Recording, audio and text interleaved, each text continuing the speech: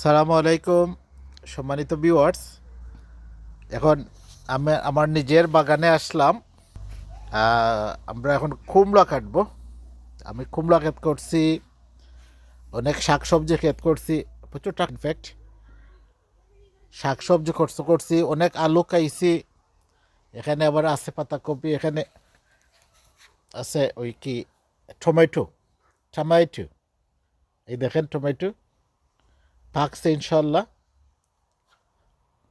আর অনেক অনেক আলু খাইছি, অনেক সবজি খাইছি, শাক খাইছি। আহ, এইটা শেষ। ফুলকপি ফুলকপিও খাইছি ইনশাল্লাহ, আল্লাহর শুক্রিয়া।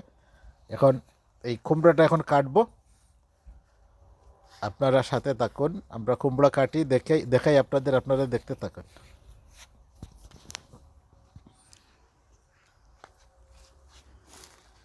বিসমিল্লাহির রহমানির রহিম। দেখা যায় মানে? হ্যাঁ, বিসমিল্লাহি আল্লাহু আকবার। এই দেখেন কাটলাম, 2 কেজি ওজন হবে। তো মাশাল্লাহ আলহামদুলিল্লাহ সুন্দর একটা কুমড়া হয়েছে। কুমড়া কাটছি মজা করে। গতকালকে ফিশিংয়ে গেছিলাম, নদীতে মাছ ধরছি। আজকে এই মাছ দিয়ে এবং কুমড়া দিয়ে আমরা কুমড়ো পটাশ খাবো। এখন এই মাছ দিয়ে আমরা কুমড়ো খাবো ইনশাল্লাহ। কালকে বড়শি দিয়ে নদীতে মাছ মারছি, এটা দুইটা 1 কেজি হবে। এই হচ্ছে মাছ, এই হচ্ছে কুমড়া। তা এখনো কুমড়ো পটাশ গ্রেফতার হয় নাই। আরাফাতকে গ্রেফতার করে তাকে আইনের আওতায় এনে শাস্তি নিশ্চিত করা হোক।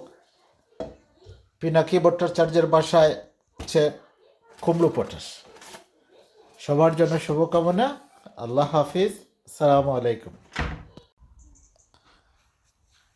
আচ্ছা, আমার নিজস্ব বাগান, সুবহানাল্লাহ, অনেক ফসল খাইছে আলহামদুলিল্লাহ।